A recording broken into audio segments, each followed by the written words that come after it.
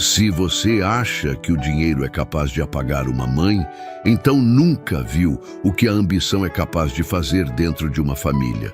O sussurro que atravessou o jardim luxuoso de Campos do Jordão naquela tarde perfeita não veio de um convidado qualquer. Veio de uma mulher que todos queriam enterrar em silêncio. O casamento de Renato Batista estava prestes a se tornar o evento mais comentado do ano. Jornalistas, empresários, artistas e famílias influentes se espalhavam pelo jardim, decorado com arranjos brancos e cristais reluzentes, enquanto músicos afinavam seus instrumentos ao fundo. Tudo ali era cálculo, poder e aparência. Cada detalhe havia sido escolhido para parecer inalcançável. Cada cadeira ocupada por alguém que queria ser visto. No altar, Bianca Montenegro brilhava. Seu vestido cintilava sob a luz do entardecer. Seu sorriso treinado dominava todos ao redor. Ela parecia intocável, inquestionável. Mas bastou um único som destoante naquele cenário perfeito para tudo começar a ruir. Primeiro vieram os cochichos, depois o silêncio desconfortável. Em seguida, todos os olhares se voltaram para a lateral do jardim. Uma figura avançava lentamente pelo corredor improvisado entre as mesas e cadeiras de luxo. Uma mulher frágil, magra demais, roupas simples demais, olhos fundos demais, irreconhecível. Alguns convidados recuaram como se a presença dela fosse entreolharam, tentando descobrir quem havia cometido o erro de deixá-la entrar ali. Os seguranças hesitaram. O coordenador do evento congelou. O músico parou de tocar. E quando ela ficou completamente sob a luz do altar, uma verdade impossível de ignorar atingiu Renato Batista como uma lâmina invisível. Aquela mulher era sua mãe, Dona Benedita. A mulher que o criou com mãos rachadas e coração inteiro. A mulher que dividia o pouco que tinha. Que guardava os melhores pedaços de comida para ele. Que enfrentava dias sem saber o que colocaria na mesa, mas ainda assim sorria só por vê-lo crescer. Agora, ali estava ela, abandonada, desgastada, esquecida, mas em pé. Renato sentiu o estômago embrulhar, a garganta secar, o mundo girar por um segundo. Ele tentou manter a postura, mas seu corpo já não obedecia ao papel de homem poderoso que vestia todos os dias. Dona Benedita deu mais alguns passos hesitantes, apoiando-se na própria força, como quem atravessa uma tempestade invisível. Seus olhos encontraram os dele, e embora o corpo estivesse fraco, havia algo novo naquele olhar. Consciência, coragem e uma decisão. Com a voz cansada, mas firme o suficiente para rasgar o silêncio do lugar, ela perguntou: "Eu fui convidada, meu filho? Obrigada pelo convite. Achei que não fosse mais lembrada." O som daquela frase atravessou cada pessoa ali como um julgamento. O sorriso de Bianca Montenegro desabou. Seu rosto perdeu cor, seus olhos se arregalaram de forma incontrolável. Suas mãos apertaram o buquê até machucar os próprios dedos. Ao lado dela, Helena Montenegro, sempre elegante e distante, levantou-se discretamente, tomada por um pavor que tentava esconder em vão. Renato mal conseguia respirar. Não era apenas uma pergunta, era uma condenação. Era uma verdade engasgada por anos, que finalmente se libertava no dia mais importante da sua vida. Os murmúrios começaram a crescer. É a mãe dele? Mas o que aconteceu com ela? Por que está assim? Ela estava doente? Por que nunca a vimos? Mas Renato já não ouvia nada ao redor. Seus olhos percorriam cada detalhe do corpo de Benedita, cada osso aparente, cada marca, cada olhar que implorava não por piedade, mas por reconhecimento. Ali, bem atrás dela, quase invisível, estavam os olhos marejados de Miriam Rocha, a mulher que durante semanas havia sido o único braço, a única voz, o único carinho de Benedita naquele lugar isolado onde a haviam deixado desaparecer do mundo. Miriam não falava, não precisava. Sua presença ali já era parte de uma revelação que em breve destruiria tudo. O vento parou. As flores pareceram murchar sob o peso daquela tensão. O luxo virou constrangimento. A festa virou tribunal. O altar virou palco de uma verdade impossível de esconder. Renato finalmente piscou, engoliu em seco e deu um passo em direção à mãe. Mas ele já sabia, no fundo da própria alma, que aquilo não era um simples reencontro. Era o começo do fim de uma mentira cuidadosamente construída. E pela primeira vez em muitos anos, uma pergunta ecoou dentro dele com força suficiente para destruir toda a sua glória. O que fizeram com a minha mãe enquanto eu escolhia o luxo ao invés do amor? E naquele instante, enquanto Bianca tremia em silêncio e o mundo inteiro parecia parar para assistir à queda de sua imagem perfeita, Renato compreendeu uma dolorosa verdade. Algumas feridas não sangram.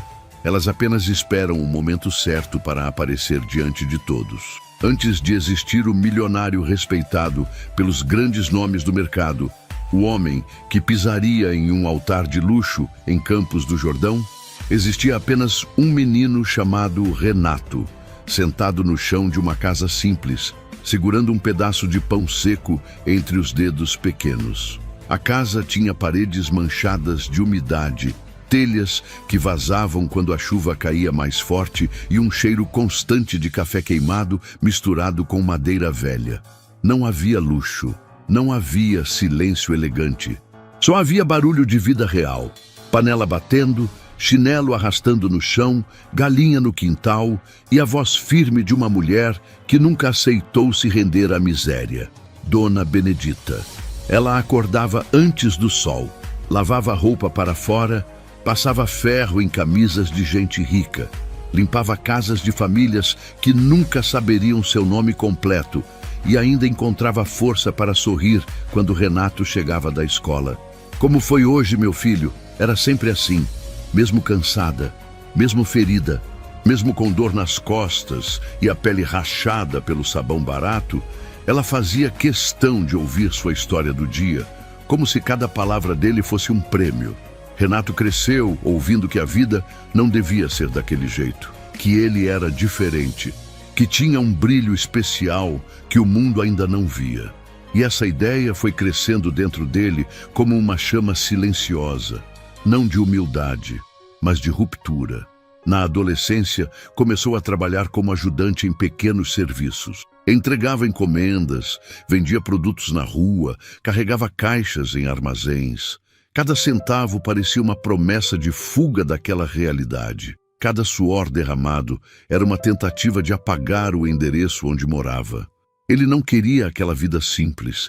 Ele queria outra, maior, distante, importante. E Benedita, apesar do medo escondido dentro do peito, nunca arriscou esse sonho do filho. Pelo contrário, muitas vezes abriu mão do pouco que tinha para que ele comprasse um livro, uma roupa melhor, pagasse a inscrição em um curso ou simplesmente comesse algo mais digno. Ela acreditava nele mais do que em si mesma. Anos depois, Renato conseguiu uma bolsa em uma universidade privada em São Paulo. A primeira vez que colocou os pés nos corredores daquela instituição foi como atravessar um portal invisível. Pessoas bem vestidas, celulares caros, perfumes fortes, sobrenomes imponentes. Ali nasceu o primeiro desconforto real. Ali ele entendeu pela primeira vez que sua origem era vista como algo menor. No começo, falava da mãe com orgulho. Minha mãe sempre deu um jeito. Ela é forte, é uma guerreira. Mas com o passar dos semestres, algo mudou. Quando perguntavam sobre sua família, ele resumia. Minha mãe mora no interior. Quando perguntavam o que ela fazia, ele respondia. Coisas simples. A palavra simples começou a pesar, começou a diminuir, começou a separar. Durante uma festa entre colegas, ouviu risos quando comentou que havia crescido comendo arroz e feijão quase todos os dias. Tipo comida de gente pobre mesmo, né? Disse um deles rindo. Ele riu também, mas por dentro, um pedaço dele se quebrou. O primeiro contrato importante veio anos depois, com sua primeira pequena empresa. Depois apareceu um investidor, depois outro. Renato cresceu, acumulou dinheiro, contatos, respeito e um novo sobrenome simbólico. Sucesso. E junto com tudo isso veio Bianca Montenegro. Ela conheceu Renato em um evento empresarial em São Paulo. Elegante, olhar frio, sorriso treinado. Falava várias línguas, estudara fora, rodeada por pessoas influentes e uma postura que fazia todos ao redor se sentirem menores, menos ele. Ela o via como projeto, como ascensão, como ferramenta para fortalecer o próprio império familiar. Você é diferente, dizia, tocando levemente seu braço em público. Veio de baixo, mas chegou longe. Isso impressiona, e ele acreditava que aquilo era amor. No início, Bianca parecia admirar sua história. Dizia achar lindo ele ter vindo de uma família humilde, que respeitava sua mãe, que via valor em sua trajetória. Mas tudo era fachada. Com o tempo, começaram as frases sutis. Sua mãe não gostaria desse ambiente, amor. Acho que seria confuso demais para ela. Ela não se sentiria bem perto dessas pessoas. E Renato, em vez de defender Benedita, permanecia em silêncio. Talvez você tenha razão, respondia, evitando o assunto. Sem grandes discussões, sem cenas dramáticas, a distância começou a crescer. Primeiro ele passou a visitá-la menos. Depois, ligava apenas aos domingos. Mais tarde, as ligações ficaram quinzenais, até que, em algum ponto, ele simplesmente parou. Não por raiva, mas por conveniência. Dona Benedita ainda falava dele para as vizinhas com brilho nos olhos. Meu filho está vencendo na vida, trabalha com gente importante, vive numa cidade linda. E era essa esperança que a fazia suportar a ausência. Mas ela não percebia que o mundo que ele havia escolhido já não tinha espaço para ela. E era exatamente ali, naquele silêncio crescente entre mãe e filho, que Bianca Montenegro começava a desenhar, com cuidado e frieza, o plano perfeito para apagar Dona Benedita da vida de Renato Batista. E naquele momento, ela estava quase conseguindo. Se alguém observasse de fora, diria que Renato Batista tinha vencido tudo na vida. Dinheiro, prestígio, influência e uma mulher considerada perfeita pelo círculo da alta sociedade. Bianca Montenegro não era apenas bonita, ela era estratégica. Cada palavra sua parecia cuidadosamente escolhida, cada gesto ensaiado para causar o impacto certo.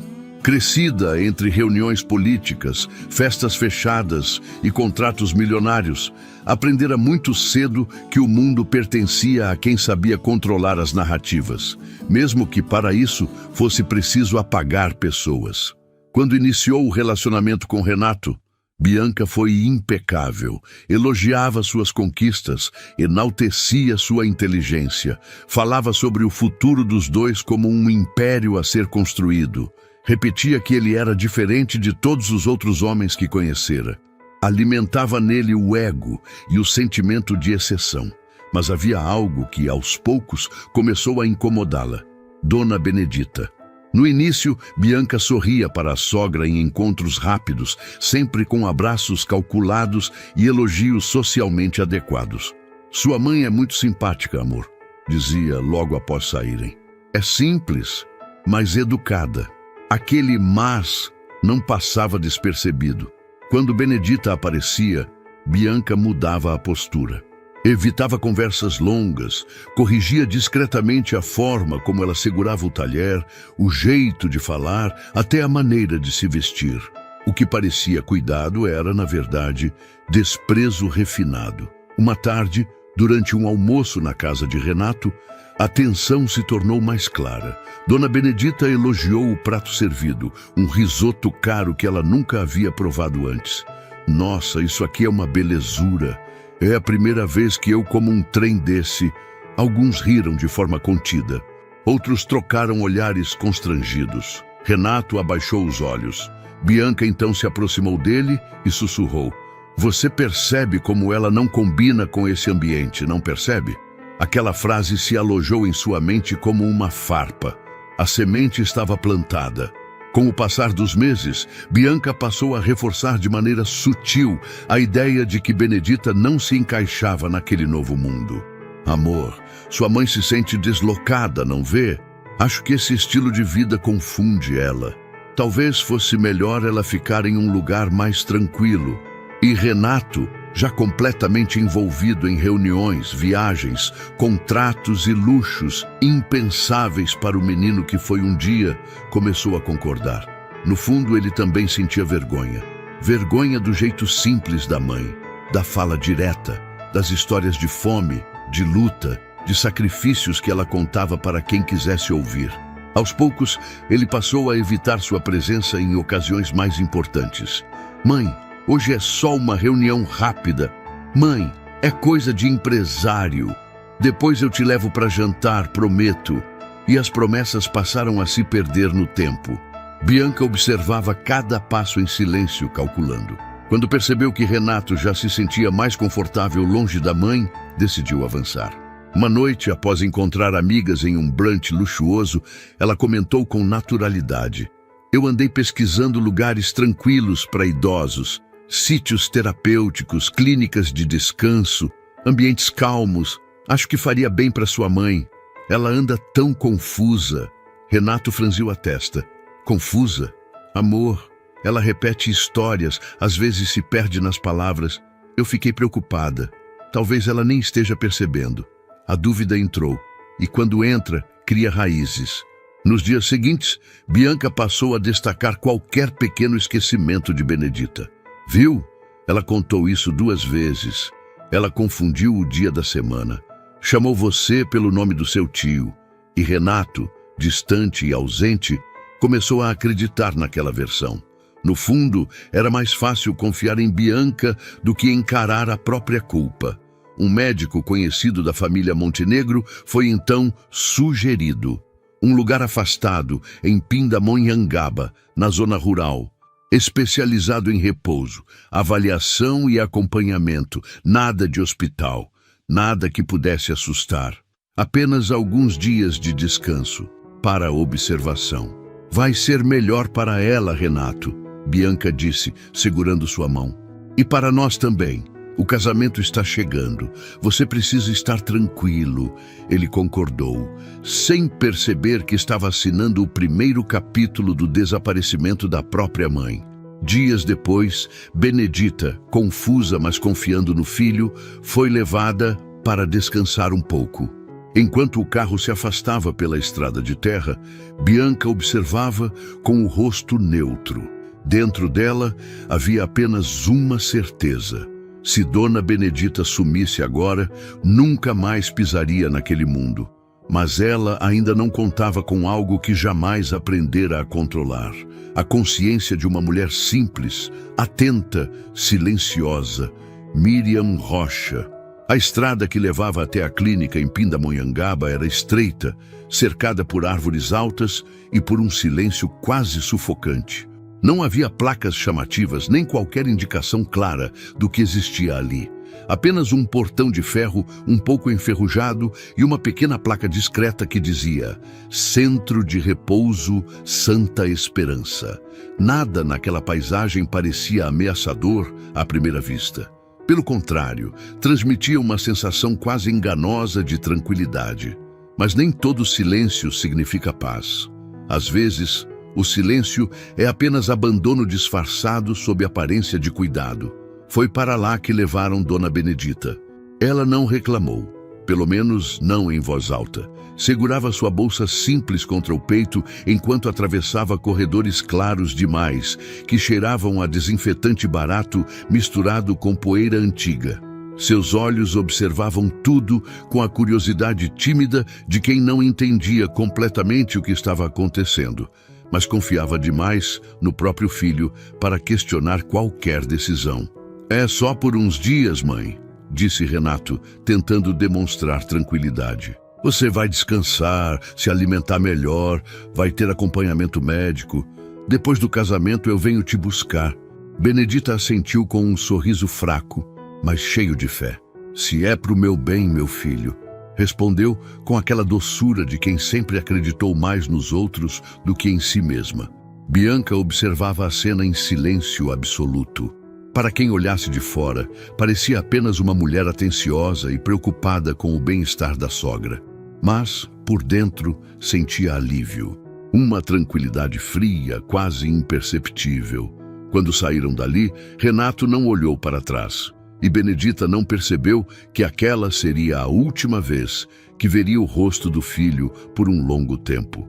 Nos primeiros dias, ela ainda acreditava que tudo aquilo era passageiro. Perguntava às enfermeiras quando Renato viria visitá-la. Perguntava se poderia usar um telefone para ligar para ele. Perguntava se ao menos ele havia deixado algum recado. As respostas, porém, eram sempre vagas, desconectadas, impessoais. Ele anda ocupado, dona Benedita. O médico pediu para a senhora evitar agitação. Depois ele entra em contato.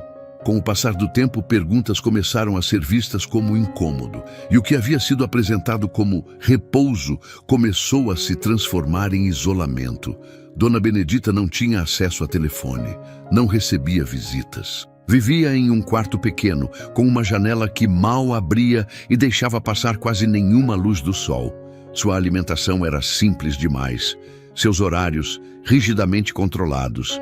Seu mundo resumia-se àquelas paredes silenciosas, divididas com outras mulheres que quase não falavam, cada uma perdida em sua própria ausência. Mas havia uma exceção naquele lugar. Todas as manhãs, uma mulher simples cruzava os corredores empurrando um carrinho de limpeza, levando um balde e uma vassoura. Não usava uniforme bonito. Seus cabelos eram presos de qualquer jeito, mas seus olhos ainda carregavam vida e atenção. Era Miriam Rocha. Ela limpava cada canto daquele lugar, observando o ambiente em silêncio. Já trabalhava ali havia meses, mas diferente de outras funcionárias, não havia se acostumado com a indiferença que consumia os corredores. Foi ao entrar no quarto de Benedita pela primeira vez que algo lhe chamou a atenção. A senhora estava sentada na cama, com as mãos cruzadas sobre o colo, olhando para a janela. "Bom dia, dona", disse Miriam, em tom suave. "Bom dia, minha filha. Você é nova por aqui?", perguntou Benedita com um leve sorriso. Miriam respondeu quase rindo. "Não, já tem um tempinho. Só não tinha vindo nesse quarto ainda." Havia algo naquela mulher que despertava confiança. Algo familiar. Algo que fazia Benedita se sentir menos invisível. Com o passar dos dias, pequenas conversas Benedita falava sobre a infância, sobre o filho, sobre a vida simples que levava antes de aquele mundo rico engoli-lo por completo.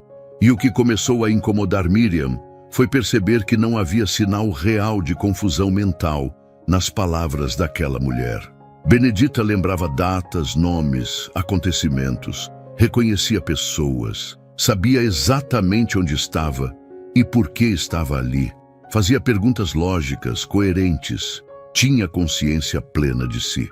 Certa tarde, enquanto Miriam trocava a roupa da cama, Benedita ergueu os olhos e perguntou, quase em sussurro: "Minha filha, me diga a verdade, eu tô ficando doida?"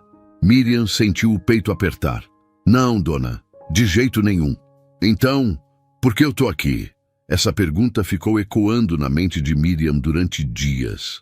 A partir daquele momento, ela passou a observar tudo com mais atenção.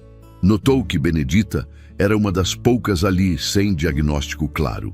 Sua ficha não apresentava nenhuma doença específica, nenhuma avaliação detalhada. Apenas anotações vagas sobre confusão e necessidade de repouso. Sempre que Miriam perguntava algo mais direto, a resposta era curta: ordem da família.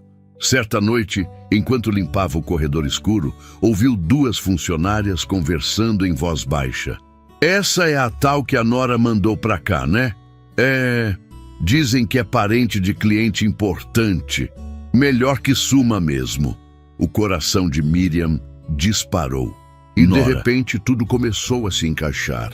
Enquanto isso, Benedita também empezava a perceber que estava completamente esquecida. Dias viravam semanas. As semanas se transformavam em meses. E mesmo assim, ela nunca amaldiçoou o filho. Nunca falou mal dele. Pelo contrário, "Meu Renato deve estar ocupado demais. Ele é um homem importante agora", dizia baixinho, com os olhos cheios de lágrima. Miriam apenas segurava sua mão, mas, dentro do próprio peito, Uma decisão começava a nascer. Se ninguém iria salvar aquela mulher, então ela mesma salvaria. E enquanto o mundo lá fora se preparava para um casamento de luxo, dentro daquela clínica esquecida, uma mulher simples começava a planejar algo capaz de mudar o destino de todos eles. Os dias dentro daquela clínica passaram a ter um peso diferente desde que Miriam começou a se aproximar de Dona Benedita. Já não era apenas uma funcionária entrando em seu quarto com um pano úmido nas mãos. Agora havia ali uma presença real, um cuidado silencioso, uma escuta verdadeira que fazia diferença para uma mulher que, até então, só conhecia a solidão. Benedita passou a esperar pela chegada dela todos os dias, contando as horas em silêncio, como quem espera por um raio de sol em meio a um inverno interminável. Eram nos minutos roubados entre uma limpeza e outra que as duas conversavam em sussurros. Falavam sobre o passado, sobre lembranças antigas, sobre o cheiro de café passado no pano e sobre receitas simples que nunca mais haviam sido feitas. Pouco a pouco, Miriam começou a entender algo que ninguém ali dentro parecia se importar em enxergar. Dona Benedita não estava confusa, não estava perdida, como insistia sua ficha médica. Sua mente estava clara, seu olhar era consciente, sua dor não era loucura. Certa tarde, enquanto varria o chão, Miriam a ouviu cantar baixinho uma música antiga, dessas que atravessam gerações. A voz fraca, mas afinada, preenchia aquele quarto abafado com uma delicadeza quase sagrada. "Quem lhe ensinou essa canção?" perguntou Miriam.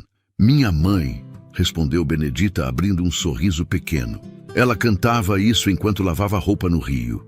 Em seguida, seus olhos encontraram os de Miriam e ela completou em tom firme: "Eu não estou doida, minha filha. Eu lembro de tudo. Só fico triste porque ninguém me escuta." Naquele momento, algo se partiu dentro de Miriam. A partir desse dia, ela passou a observar tudo ao redor com um olhar atento. Anotava mentalmente cada detalhe estranho: a ausência de exames reais, a inexistência de laudos claros, as medicações inconsistentes, as anotações vagas, as ordens vindas sempre da família, o abandono disfarçado de cuidado. Aquele lugar não era repouso, era uma prisão. Enquanto isso, do lado de fora, a vida de Renato seguia acelerada. Ele já não perguntava pela mãe, já não ligava, não visitava. Estava completamente tomado por contratos, viagens, reuniões intermináveis e principalmente pelos preparativos do casamento. Bianca, por sua vez, estava cada vez mais obsessiva pelo controle. Revisava listas de convidados, criticava funcionários, alterava detalhes de última hora, dava ordens sem cessar. Tudo precisava girar em torno da imagem perfeita que ela queria projetar. E em nenhum momento o nome de Benedita era mencionado. Era como se ela nunca tivesse existido. Mas dentro de uma clínica esquecida no interior paulista, duas mulheres unidas pela injustiça começavam a construir algo que ninguém poderia impedir. Certa manhã, Miriam entrou no quarto e encontrou Benedita sentada à beira da cama, olhando para as mãos trêmulas. "Eu sinto que meu filho vai se casar", disse ela do nada. "Eu sinto aqui no peito." Miriam congelou por um instante. "A senhora sonhou com isso?" "Não, eu sinto. Do mesmo jeito que senti quando ele passou no vestibular. Do mesmo jeito que senti quando ele conseguiu o primeiro emprego grande. Mãe sente essas coisas." Ela respirou fundo, os olhos marejados. "Mas ele não vai me convidar, né?" Miriam não respondeu. Apenas abaixou a cabeça. O silêncio entre as duas falou tudo. Então, quase num sussurro, Miriam perguntou: "A senhora quer ir?" Benedita levantou o rosto lentamente. "Eu quero, sim, mas não para atrapalhar, só para ver ele, nem que seja de longe. Depois eu vou embora." Aquela frase carregava uma dor que nenhuma palavra conseguiria explicar. Era amor puro, mesmo depois do abandono. E ali, naquele momento, Miriam tomou a decisão definitiva. Naquela noite, ela ficou até mais tarde no trabalho. Aproveitando um descuido da administração, conseguiu acesso ao computador antigo da sala dos funcionários. Pesquisou o nome de Renato Batista. Depois, Bianca Montenegro, local do casamento, Campos do Jordão. Cada detalhe, cada clique aumentava sua certeza. Aquilo precisava terminar na frente de todos. Ela sabia do risco, poderia perder o emprego, ser acusada, presa, humilhada. Mas nada parecia pior do que deixar Dona Benedita morrer invisível naquele lugar. Na manhã seguinte, aproximou-se da idosa e cochichou. Dona Benedita, eu vou ajudar a senhora a ir nesse casamento. Os olhos cansados da mulher brilharam pela primeira vez em muito tempo. Mas minha filha, isso é perigoso. Mais perigoso é deixar a senhora aqui esquecida. Foi ali, naquele quarto abafado de paredes descascadas, que as duas selaram um acordo silencioso. Agora eu quero falar diretamente com você, que está ouvindo essa história. Me diga com sinceridade, se fosse a sua mãe, o seu pai, a sua avó, sendo deixado em um lugar desses, tratado como um fardo, o que você faria? Você confiaria no "depois eu resolvo"? Ou tomaria uma atitude? Me conta também, de onde você está assistindo essa história agora? E se isso tudo já mexeu com você, deixa seu like, se inscreve no canal e compartilha com alguém que valoriza a família. Isso ajuda muito esse tipo de história a continuar sendo contada. Agora volta comigo, porque o que elas estão prestes a fazer muda tudo, sem que ninguém soubesse. Enquanto convites luxuosos eram entregues em envelopes dourados, dentro daquela clínica, uma passagem muito mais importante começava a ser escrita. A passagem de uma mãe esquecida, de volta para a vida, ou para a sua última verdade diante do mundo. Campos do Jordão estava exatamente como Bianca queria. O céu limpo, o frio elegante, a neblina envolvendo as montanhas, como se o próprio ambiente tivesse sido moldado para um espetáculo perfeito. Tudo ali parecia uma fotografia viva, bela demais, calculada demais. A propriedade alugada para a cerimônia lembrava um cenário de cinema. Um casarão imponente no alto de uma colina, cercado por pinheiros altos e densos, com uma vista ampla para o vale lá embaixo. A cidade seguia sua rotina, distante, alheia ao que prestes explodiria naquele pedaço isolado de luxo. Floristas iam e vinham, decoradores ajustavam cada detalhe. A equipe de cerimonial revisava listas pela 10ª vez, mas nada ali era aleatório. Tudo passava pelo olhar frio e controlador de Bianca Montenegro. Ela circulava pelos corredores como uma general em campo de batalha, analisando cada mínimo elemento. Essas flores não. Troquem. Esse caminho está largo demais. Quero mais estreito. Essas toalhas destoam, substituam. Quero menos funcionários aqui fora, só os essenciais. Nada escapava de sua vigilância, nem o tom das vozes, nem os olhares, nem o tempo que cada pessoa permanecia próxima. De longe, alguém poderia chamar aquilo de perfeccionismo. Mas havia algo mais profundo ali, uma tensão que não combinava com alegria, uma vigilância que não combinava com amor. Bianca não estava apenas organizando um casamento, ela estava protegendo um segredo. Enquanto isso, Renato permanecia em outro cômodo do casarão, rodeado por amigos, assessores e 2 de seus principais sócios. Conversavam sobre investimentos, contratos internacionais, expansão da empresa para outros países. Ele transitava entre 2 mundos, o do homem poderoso e o do noivo que em poucas horas estaria oficialmente casado. Mas por dentro, algo não se alinhava. Ao assinar um documento, sua mão parou no meio da folha. Ficou imóvel por alguns segundos. "Está tudo bem?" perguntou um dos sócios. "Está sim, deve ser cansaço", disse ele forçando um sorriso. Mas a verdade era outra. Havia uma memória insistente em sua mente. Um sonho. Naquela noite, Benedita estava diante de um balcão simples, segurando um pedaço de bolo e dizendo: "Eu nem sabia que você ia casar, meu filho." A imagem permanecia viva, martelando dentro do peito dele como um aviso. Renato fechou a pasta de documentos. "Vou tomar um ar." Ele saiu da sala, atravessou o salão, passou pelos arranjos e pelas mesas já organizadas, até chegar a um pequeno banco de madeira em frente à estrada que ligava ao casarão. Ali permaneceu em silêncio, olhando fixamente para a curva distante do caminho, como se esperasse algo surgir dali, como se esperasse alguém. Enquanto isso, quilômetros adiante, em uma estrada estreita e esburacada, uma Kombi branca e antiga saía lentamente do estacionamento de uma clínica isolada. No banco de trás, com as mãos repousando sobre o colo, estava Dona Benedita. Seus cabelos, antes sempre presos, estavam agora soltos e desalinhados pelo vento. Suas roupas, simples e largas demais, denunciavam o abandono. Mas o que mais chamava a atenção em seu rosto era o olhar.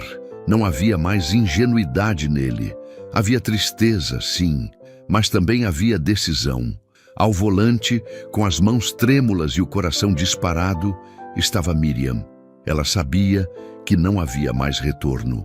Se fossem paradas, tudo estaria acabado. "A senhora está bem?" perguntou sem tirar os olhos da estrada. "Estou, minha filha. Se eu morrer hoje, pelo menos vou ver meu filho mais uma vez." As palavras ficaram suspensas dentro do veículo, mas nenhuma delas chorou. Já tinham chorado demais. A estrada serpenteava pelas montanhas. A cada curva, Benedita parecia mais presente. Seu peito respirava fundo. Sua mente permanecia firme. Ela nunca imaginou que pisaria de novo naquele mundo. Um mundo que ajudou a construir e que depois a expulsou. De volta ao casarão, Bianca terminava de se arrumar diante de um espelho imenso, rodeada por assistentes e maquiadores. O vestido branco se moldava perfeitamente ao seu corpo. Cada detalhe era milimetricamente calculado. Ela observava seu reflexo com frieza. Nenhuma falha, nenhuma rachadura, nenhuma imperfeição. Mas quando ficou sozinha, por poucos segundos, algo rompeu aquela imagem ideal. Ela fechou os olhos. Uma visão breve tomou sua mente. Benedita atravessando a porta, encarando-a com firmeza. Bianca abriu os olhos de repente. "É só nervosismo", sussurrou. Nesse instante, seu celular vibrou. Número desconhecido. Ela atendeu. "Alô?" Silêncio. Apenas respiração do outro lado. "Quem é?" insistiu, já irritada. A ligação caiu. Seu corpo gelou. Um frio percorreu sua espinha. Pela primeira vez desde que começara tudo, ela sentiu medo. Não de perder Renato, nem de não se casar, mas do passado que tentou enterrar. Minutos depois, um segurança entrou apressado. "Dona Bianca, o que foi agora?" Ela rosnou. "Tem um carro subindo a estrada. Uma Kombi velha. Não está na lista." O mundo pareceu parar. "Pare na entrada", ela ordenou. "Sim, senhora." Mas antes que saísse, ela completou.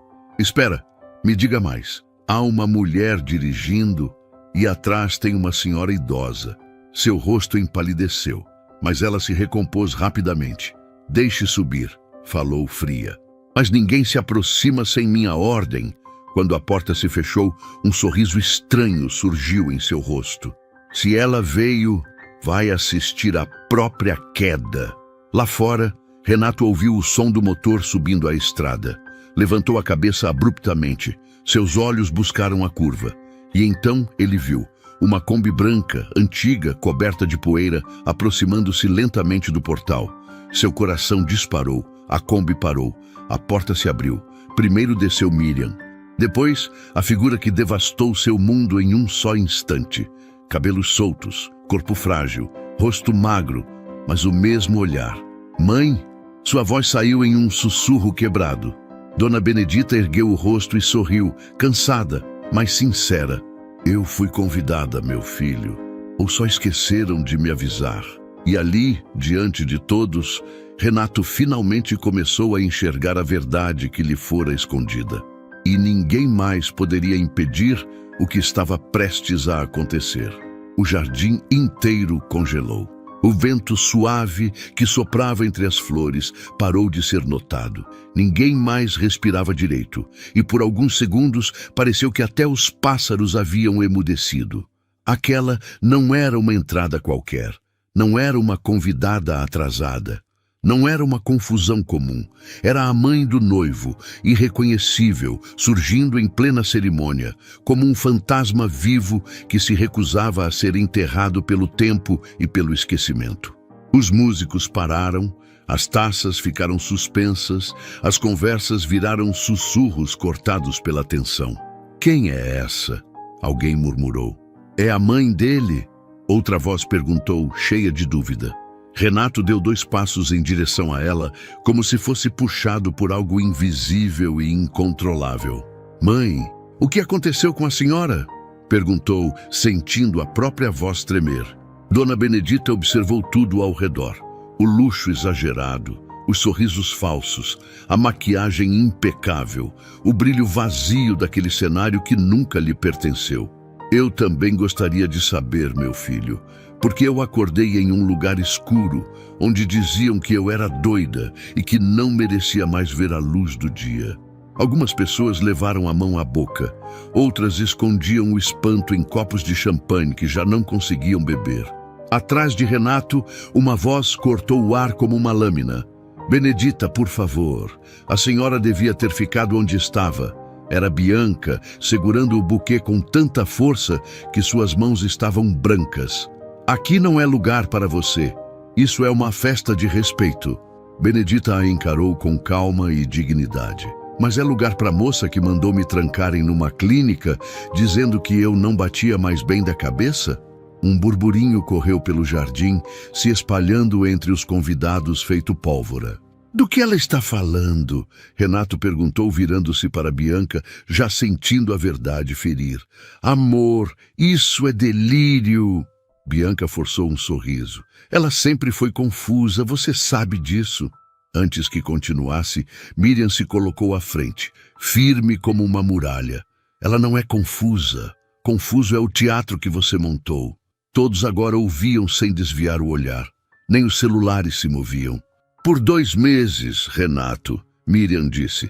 "Ela esteve numa clínica que você nunca escolheu, em um quarto frio e esquecido. E quem respondia quando você perguntava por ela?" Renato fechou os olhos, tomado pela culpa. A Bianca, as mensagens ignoradas, as ligações falsas em nome de médicos, o isolamento forçado. Tudo agora fazia sentido como peças de um quebra-cabeça cruel. Renato olhou para Bianca. Já não havia amor, só choque, nojo e uma dor que rasgava o peito. Você disse que era para o bem dela. Eu fiz isso por você, pela sua imagem." Bianca explodiu, perdendo o controle. Um homem do seu nível não podia aparecer com uma velha desarrumada ao lado. O silêncio caiu como um peso sobre todos. Ela havia se traído diante de cada testemunha. Renato voltou-se lentamente para a mãe. O vestido simples, os pés cansados, as mãos tremendo, as marcas de quem sofreu em silêncio. Então, ele se ajoelhou diante dela, ali, no meio do jardim, bem no dia em que deveria se casar. "Me perdoa, eu deixei apagar em você da minha vida." Benedita tocou seu rosto com um gesto de mãe que nunca deixou de amar. "Eu já te perdoei há muito tempo, mas hoje quem precisa se escolher sou eu." Bianca arregalou os olhos, completamente abalada. Escolher o quê? Escolher não ser mais descartada, não ser mais calada, não ser mais tratada como um estorvo. Escolher viver com dignidade, mesmo que seja sozinha. Bianca tentou procurar apoio nos convidados, nos próprios pais, mas todos desviavam o olhar. Ela estava sozinha, exposta diante da verdade. "Eu não vim aqui competir por homem nenhum." Benedita continuou com voz firme. "Eu só vim mostrar a ele quem você realmente é." Renato se levantou, posicionando-se frente a frente com Bianca. "Tudo que eu construí, você tentou contaminar com sua mentira," ele disse. Bianca chorava em desespero, já sem máscara. "Eu te dei tudo e roubou a minha alma no processo."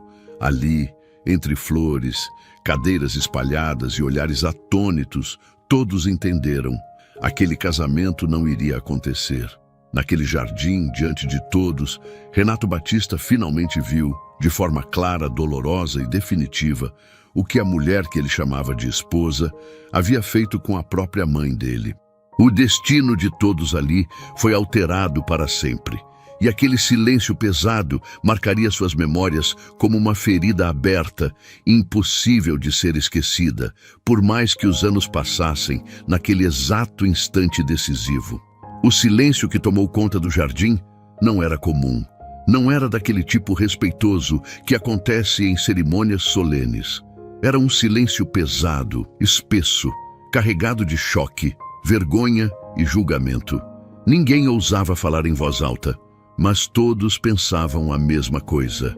No centro das flores brancas, do tapete delicado e da decoração de conto de fadas, estava Bianca Montenegro, vestida impecavelmente de branco, com joias reluzentes e maquiagem perfeita.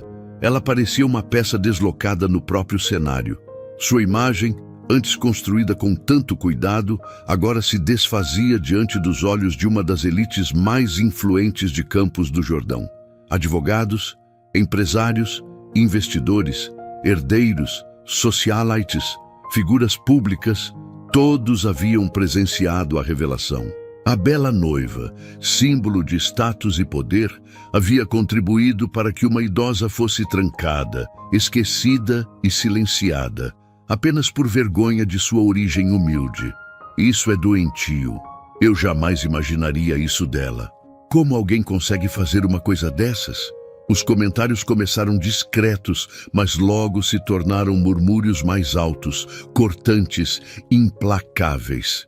Já não havia mais cerimônia. Havia apenas exposição. Alguns convidados pegaram celulares, outros começaram a gravar. As câmeras se erguiam com a mesma rapidez com que as pessoas se afastavam dela. Cada passo que davam para trás era como uma sentença silenciosa, um julgamento coletivo que não precisava de juiz. Bianca girava em círculos, desesperada, procurando um rosto aliado, um gesto de apoio, uma mão que a puxasse daquela humilhação pública. Mas as mulheres que antes a elogiavam desviavam o olhar. Os homens que disputavam sua atenção agora a evitavam, como quem foge de uma verdade incômoda. Nem mesmo seus próprios pais conseguiram sustentá-la com o olhar. Tudo que ela construiu, em anos de aparência impecável, ruiu em questão de minutos. E, no epicentro daquela implosão, estava Dona Benedita. Ela não gritava, não xingava, não humilhava. Ela apenas observava em silêncio, como quem já passou pela dor e agora a vê de longe. Havia em seus olhos algo que muitos ali nunca tinham conhecido: dignidade. Uma dignidade que esmagava todo aquele luxo vazio. E pouco a pouco, os convidados começaram a entender que aquela mulher simples carregava um tipo de riqueza nenhuma conta bancária poderia alcançar: caráter. Renato permanecia ao lado da mãe, respirando fundo, lutando contra a avalanche de culpa que o atingia. A cada segundo, ele se lembrava de um momento que ignorou, de uma chamada que não atendeu, de uma visita que foi adiada. Agora, tudo fazia sentido. Ele se virou para os convidados e, em um gesto definitivo, levantou a voz. Esse casamento acabou aqui. E eu preciso pedir desculpas publicamente a uma pessoa que eu deveria ter protegido desde o primeiro dia da minha vida. Ele então se voltou para Benedita com lágrimas contidas e orgulho ferido. A senhora não vai embora sozinha, nunca mais. Dona Benedita assentiu devagar, mas seu olhar não carregava dependência, carregava escolha. Eu não quero vingança, meu filho, respondeu com serenidade. Eu só quero voltar a ser gente. Aquelas palavras atravessaram o jardim como uma corrente de verdade. Algumas mulheres convidadas choraram em silêncio. Outras deixaram a cabeça abaixada, envergonhadas. Alguns homens respiraram fundo, como se estivessem sendo confrontados com suas próprias atitudes em relação às pessoas mais frágeis de suas vidas. Porque não era apenas sobre Benedita. Era sobre todas as pessoas esquecidas, descartadas e tratadas como peso quando já não serviam para a imagem de ninguém. Miriam se aproximou devagar e segurou o braço da idosa, com suavidade. A senhora sempre foi gente, Dona Benedita. Eles é que esqueceram disso. Renato fez um gesto para um dos motoristas que aguardavam à distância. "Prepare o carro", pediu com tom firme. "Vamos sair daqui agora." Mas antes de partir, Benedita deu alguns passos em direção a Bianca. As duas ficaram frente a frente por um instante que pareceu eterno. Uma vestida para um conto de fadas falso, a outra marcada pela realidade da vida. "Eu realmente desejei que você fosse feliz ao lado do meu filho", disse Benedita num tom sereno. "Mas você escolheu ser maior que as pessoas e menor que o próprio coração." Bianca não respondeu. Não havia mais espaço para palavras. Só havia consequência. Minutos depois, a notícia já circulava como fogo. Os celulares vibravam, fotos e vídeos eram enviados a grupos e contatos. Mensagens cruzavam a cidade com velocidade brutal. Casamento milionário é cancelado após mãe do noivo aparecer abandonada. Noiva da elite é acusada de internar a sogra em clínica escondida. Humilhação, traição e escândalo em Campos do Jordão. A imagem de Bianca, antes sinônimo de elegância, começava a se transformar no imaginário coletivo. Agora, ela não era mais vista como a mulher perfeita, mas como a vilã de uma história real. Enquanto isso, o carro de Renato descia a estrada sinuosa da serra. Dentro dele, Dona Benedita sentia o vento frio tocar seu rosto pela janela entreaberta. O mesmo vento de sempre, mas agora diferente, mais leve. Renato a observava pelo retrovisor com olhos cheios de um novo entendimento. Ele finalmente via sua mãe, não mais como um peso, não como um constrangimento, não como algo a ser escondido, mas como uma mulher que resistiu, que esperou, que sobreviveu e que finalmente escolhia a si mesma. O carro parou em silêncio diante de uma pequena casa simples, em um bairro tranquilo de Campos do Jordão. Não havia portões altos, nem vigilância armada, nem fachada imponente. Não existiam lustres de cristal, mármore importado ou jardins planejados por designers famosos. Mas ali, pela primeira vez em muito tempo, Dona Benedita sentiu algo que nenhuma mansão, nenhum dinheiro e nenhum título poderiam comprar: paz. Renato desceu primeiro, caminhou ao redor do carro e abriu a porta para a mãe. Estendeu a mão com carinho, como se aquele gesto fosse sagrado, tão pequeno e ao mesmo tempo tão carregado de significado. "É aqui por enquanto, mãe", ele disse em voz baixa. "Até eu acertar tudo."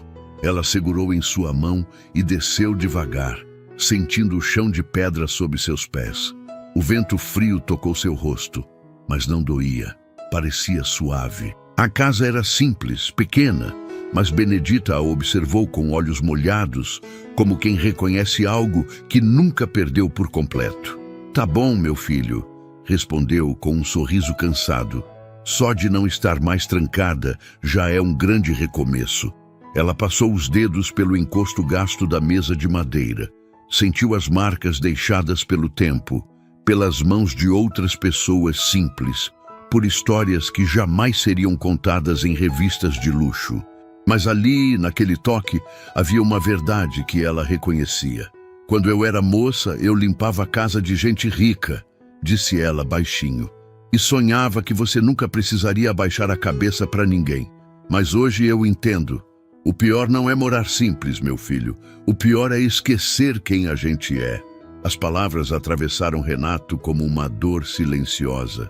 Ele sempre acreditou que vencer era subir. Subir de bairro, subir de classe, subir de sobrenome. Mas agora começava a perceber que tinha subido tanto que perdeu o chão e, junto com ele, quase perdeu a própria mãe. Ele se sentou à mesa e cobriu o rosto com as mãos. "Eu te abandonei, mãe", sussurrou em meio às lágrimas. "Eu deixei que te tratassem como nada. Eu fechei os olhos quando devia ter te protegido." Dona Benedita pousou a mão em suas costas com o mesmo gesto que fazia quando ele era menino. "Você se perdeu, meu filho, mas hoje você me enxergou de novo. Isso já vale mais do que qualquer riqueza que exista nesse mundo." Naquele momento, Renato deixou de ser apenas um milionário arrependido. Ele voltou a ser filho. Nos dias que se seguiram, a verdade se espalhou como fogo. A clínica clandestina entrou sob investigação, denúncias surgiram, documentos vieram à tona e outros casos, escondidos por anos, também começaram a aparecer. Pessoas silenciadas finalmente encontraram voz. Bianca Montenegro, que antes era vista como símbolo de elegância e poder, tornou-se sinônimo de crueldade mascarada de sofisticação. Sua família tentou abafar, negociar, silenciar. Mas a verdade, quando volta à luz, não aceita mais o escuro. Renato desfez alianças que antes chamava de estratégicas. Cancelou contratos, recusou convites, se afastou de festas e entrevistas. Pela primeira vez em sua vida, interrompeu a corrida infinita por validação, para simplesmente estar ali, no quintal pequeno, perto daquela mesa simples, ao lado daquela mulher de mãos enrugadas e olhar cansado, mas firme. Algumas pessoas passaram a visitar Dona Benedita, algumas por remorso, outras por aprendizado, outras apenas por respeito. E ela recebia todas do mesmo jeito, sem rancor, sem vaidade, sem desejo de vingança. Ela não precisava mais provar nada. Certa tarde, na varanda da pequena casa, enquanto o céu ganhava tons dourados, Benedita tomava seu café em silêncio. Renato sentou-se ao seu lado. "Mãe, a mansão continua sendo sua por direito", ele disse. "Eu faço questão que a senhora volte para lá." Ela o olhou com carinho, mas também com firmeza. "Aquela casa nunca foi minha casa, meu filho. Tinha luxo, mas não tinha amor, não tinha verdade. E agora, quem escolhe sou eu." Renato engoliu seco. "Então, onde a senhora quer viver?" Ela tocou a mesa. A xícara. O pano simples dobrado com cuidado. "Onde meu nome não é vergonha. Onde minha história não é escondida. Onde eu sou vista e respeitada." Depois de um leve silêncio, completou com serenidade. "Passei a vida toda me adaptando ao mundo dos outros. Agora chegou a minha vez de me escolher. E talvez seja por isso que essa história doe tanto. Porque às vezes a vida não destrói com gritos. Ela apaga em silêncio, apaga na indiferença, apaga na vergonha, apaga quando a gente se importa mais com a aparência do que com o amor. O mais assustador não é o que fizeram com Dona Benedita. É perceber quantas pessoas nós mesmos estamos deixando pelo caminho, enquanto corremos atrás de coisas que nunca vão nos amar de volta. O dinheiro pode encher cofres, mas não preenche vazios. E quem abandona as próprias raízes corre o risco de não reconhecer mais a si mesmo. Agora eu quero te fazer uma pergunta bem direta. Você tem dado valor a quem esteve com você quando você não tinha nada? Se essa história tocou em alguma memória, ferida ou aprendizado que existe dentro de você, não deixa isso morrer aqui. Curta esse vídeo, se inscreva no canal e compartilhe com alguém que você ama, antes que o tempo, o orgulho ou o silêncio apaguem o que realmente importa. Obrigada por ter ficado comigo até o final. E eu te espero de coração nas próximas histórias.